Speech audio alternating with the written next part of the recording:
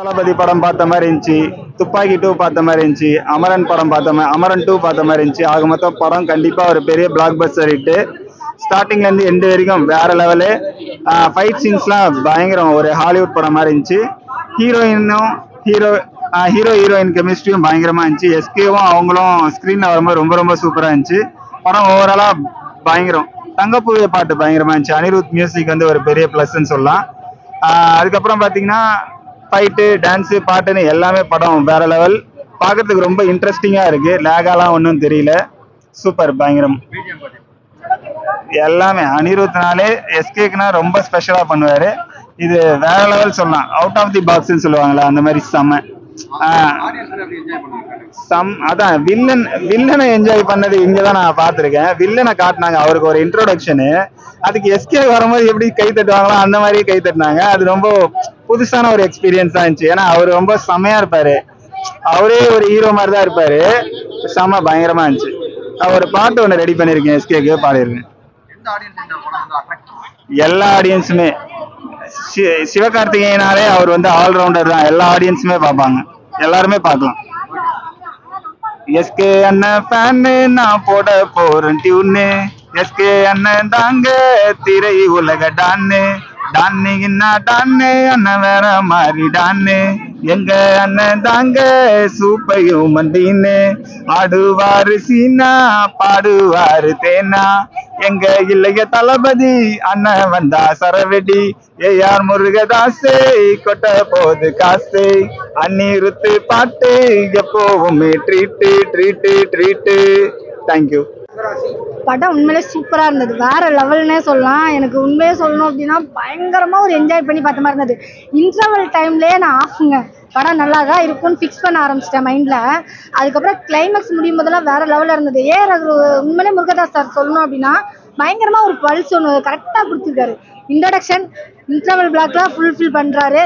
Climax அப்படியே படுக்க வச்சிட்டாரு ஃபுல். அவ்வளோதான், ஆஃப் ஆயிருங்க. அப்படிங்கும்போது நம்மளால படத்தை பற்றி வேறு எதுவுமே சொல்ல தோணாது, அவ்வளோ சூப்பராக இருந்துச்சுன்னு சொல்லலாம். அதுவும் எஸ்கே சாரோட ஆக்ஷன் பிளாக்லாம் வேற லெவலில் இருந்தது.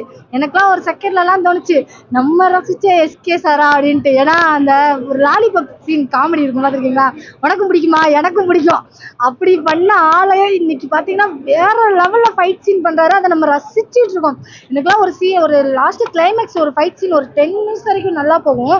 அந்த ஃபைட் சீன்லாம் பார்த்தீங்கன்னா இப்படிதான் பார்த்தேன், யாரா நீ அப்படிங்கிற அளவுக்கு அவ்வளோ சூப்பராக இருந்தது. நம்ம எஸ்கே சார் எந்த அளவுக்கு ரசிக்க வச்சாங்களோ இந்த படத்தில் அதை விட ப்ளஸ்ஸாக ஒரு விஷயம் சொல்லணும்னா வில்லன் ராஜுபாய் அப்படிங்கிற மாதிரி அப்படி ஒரு வில்லத்தனம், வித்தியாசமான ஸ்டைலு, அந்த ஸ்டைலுக்கு ஏற்ற ஆக்ஷன்ஸு வேற லெவலில் இருந்துச்சுன்னே சொல்லலாம். சூப்பராக இருந்தது. கொடுத்த துப்பாக்கியை இதுக்கு மேலே யாரும் யூஸ் பண்ண முடியாதுடா, அவ்வளோதான்டா யூஸ் பண்ணி முடிச்சிட்டாரே சொல்லலாம் அந்த படத்தில். அப்படி ஒரு ஆக்ஷன் பிளாக் செம்மையாக இருந்தது. அதுவும் இல்லாமல் அந்த சீன்லலாம் ஒரு கையெல்லாம் ஒரு இதாக வரும். ஆக்சுவலி வந்து அவருக்கு ஒரு டிசீஸ் இருக்கும், அதோட அந்த ரியாக்ஷன்ஸ்லேயே அவர் ஃபைட் பண்ணணும் கிளைமேக்ஸ் வரைக்குமே. அந்த இடத்துலலாம் பார்த்தீங்கன்னா வேற லெவலில் இருந்துச்சுன்னே சொல்லலாம். ஆக்சுவலி ஹீரோனி வந்து பார்த்தீங்கன்னா அவங்கள வச்சு தான் கதையே ஸ்டார்ட் ஆகும். அவங்க மூலமாக தான் அவர் உள்ளேயே அதுக்குள்ளேயே நுழைவார். ஆனால் அது எந்த அளவுக்கு இது பண்ண முடியுமோ கரெக்டாக சூஸ் பண்ணி பண்ண மாதிரி ஒரு ஃபீல் இருந்தது. என்ன ஒரே ஒரு வருத்தம் என்னன்னா, நம்ம எஸ்கே சாருக்கும் ஹீரோனிக்கும் ஒரு ரொமான்ஸ் சாங் ஒன்று வச்சிருக்கலாம், அது மட்டும் கொஞ்சம் மிஸ் ஆன மாதிரி ஒரு ஃபீலாக இருக்கும். செம்ம என்ஜாய்மெண்ட், ஃபைட் சீன்க்குலாம் வேற லெவல்ல இருந்தது. எனக்கு இன்னொரு விஷயம் என்னன்னா, நம்ம எஸ்கே சார்லாம் லவ் யூ சொன்ன கேர்ள்ஸ் எல்லாம் போய் நம்ம வில்லனுக்குலாம் லவ் யூ சொல்ல ஆரம்பிச்சிட்டாங்க. அந்த அளவுக்கு வில்லனோட ஸ்டைலிஷ் வேற லெவல்ல இருந்துச்சு. உண்மையிலே சூப்பர். அந்த இடத்துல கிளைமேக்ஸ்ல கொடுத்த ஃபைட் சீனா இருக்கட்டும், அதுக்கு முன்னாடி ஒரு ஆக்சுவலி உங்களுக்கு இன்டர்வல் பிளாக்ல இருந்து ஒரு டைலாக்ல இருந்து ஆரம்பிக்குங்க, அங்க இருந்து சூடு பிடிச்சி கடைசி எண்டிங் வரைக்குமே நம்ம ஃபுல்லா அப்படிதான் பார்க்கணும். கதை எல்லாத்தையுமே மறந்துட்டு அந்த ஆக்ஷன் சீன்ஸ் அப்படி ரசிச்சிருப்போம். வேற லெவல்ல இருந்துச்சுன்னு சொன்னா சூப்பரா இருந்தது படம். மியூசிக் சொல்லவா வேணும், ஆல்ரெடி அனிருத்னாலே காம்போல ஹிட் தான். ஸோ இந்த இதில் பார்த்தீங்கன்னா உங்களுக்கு ஹீரோவா எந்த அளவுக்கு மாசா காட்ட முடியுமோ பேக்ரவுண்ட் மியூசிக் இருந்தது. அதுக்கு ஆப்போசிட் பார்த்தீங்கன்னா வில்லனை வேற லெவலில் தூக்கி விட்ட காரணமே மியூசிக்னு தான் நான் நினைக்கிறேன். ஏன்னா அந்த பேக்ரவுண்ட் மியூசிக் அவங்க இன்ட்ரடக்ஷன்லாம் வரும்போதெல்லாம் வேற லெவலில் இருந்தது. கிளைமேக்ஸில் பேக்ரவுண்டில் ஃபைட் சீன் நடக்கும், அந்த ஒரு சோகமான ஒரு ஃபீல் இருக்கும், ஆனால் சண்டை நடந்துகிட்டே இருக்கும். அந்த இடத்துல அவர் கொடுத்த பிஜிஎம் வேற லெவலில் இருந்துச்சுன்னு சொல்லலாம். சூப்பராக இருந்துச்சு. கிளைமேக்ஸ் தான்.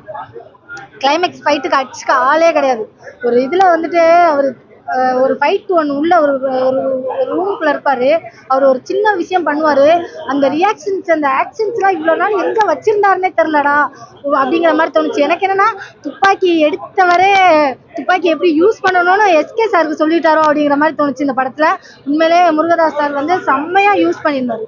உண்மையிலே அவ்வளோ ஆக்ஷன் சீன்ஸ் இருந்தது, சூப்பரா இருந்தது, வேற லெவல்ல இருந்தது. கேட்ட கேள்விக்கு ஆன்சர் கொடுத்துட்டாருன்னு நினைக்கிறேன் படத்துல.